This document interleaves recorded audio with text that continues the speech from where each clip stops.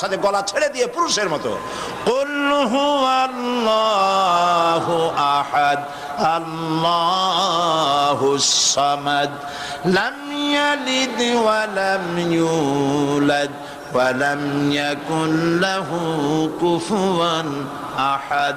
আল্লাহ পাক বলেন, বলো হে নবী আপনি বলুন আল্লাহ এক এবং একক, তিনি বেনিয়াস, কারো মুখাপেক্ষী তিনি নন, তিনি কাউকে জন্ম দেন নাই, তাকেও কেউ জন্ম দেয় নাই।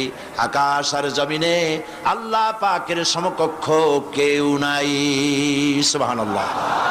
এ হচ্ছে আমার আল্লাহ, এ হচ্ছে আমার আল্লাহ। কাউকে জন্ম দেন নাই, তিনিও কারো জন্মে হন নাই, তিনি কারো মুখাপেক্ষী নন, আকাশ আর জমিনে তার সমকক্ষ কেউ নাই।